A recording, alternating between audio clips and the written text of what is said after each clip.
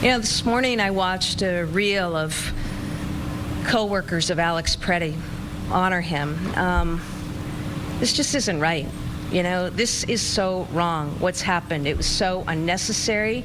There was no need for all of that to go down in the way that it did. It is just an example of how out of control ICE is. It's why I call on Kristi Noem to resign. It's why I call on ICE to get out of these cities and these states.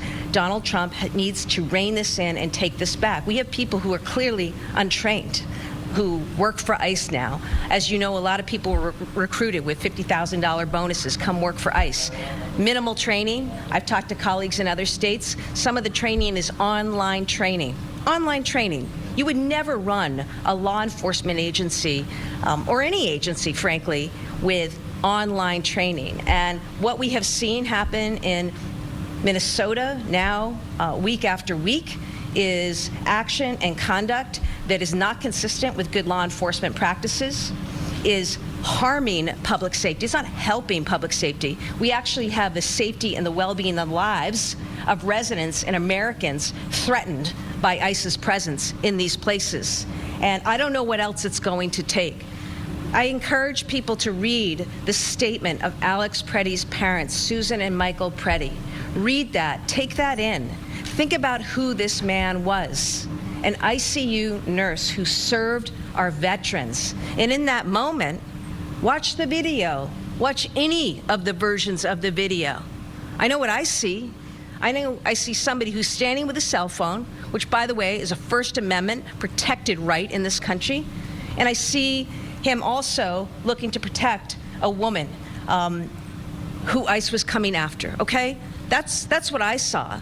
So my heart goes out to Alex Preddy, to his co-workers, and I really hope Americans take this in and understand the very sad and dangerous moment we've reached in this country. And it's why Kristi Noem has got to go. Kristi Noem's got to go. ICE has got to get out of these communities now. And Donald Trump needs to act and step up. And if he doesn't act, then Republicans in Congress need to force the accountability here, because we cannot continue to have Americans in our neighborhoods and cities and states across this country at risk. That's what needs to happen right now. I also am very bothered by what happened after his killing, okay? Because, you know, remember, I come to this as a prosecutor, as a former attorney general, as somebody who investigated police-involved shootings and other criminal matters. And what did we see immediately? We saw immediately efforts to smear Alex Preddy and who he was. We saw lies, absolute lies. Look at the videos. We saw lies, and now more has come out. We've seen the head of the FBI not even understand Second Amendment law, right? We've seen the Attorney General, Pam Bondi, with whom I served, making outrageous, illegal, unlawful threats to state officials, essentially extortion, saying, produce your voter rolls in exchange for ICE leaving town. That's not right. You know, what was it last week? We saw the release, the disclosure of an ICE memo to ICE employees that basically said, throw away everything we've done for 250 years, throw away the Fourth Amendment. You have the right to go right into someone's home. As governor of Massachusetts, that infuriates me. Because 250 years ago, it was a lawyer named James Otis who stood before a court here in the Commonwealth and said it is wrong for British soldiers to be able to go into people's homes without a warrant and ransack their property.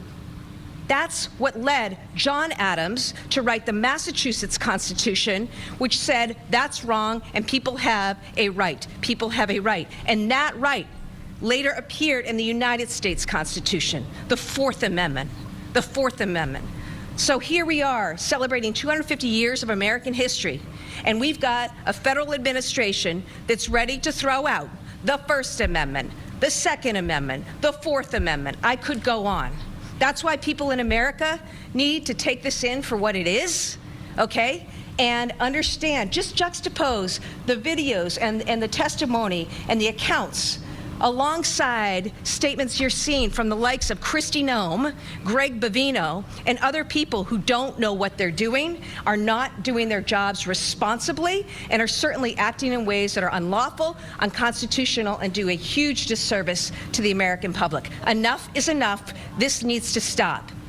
And I hope that people today say a prayer for Alex Preddy and his poor parents who have to live this horrific tragedy, so unnecessary, but a sign of the times and where we're at, and I hope it stops.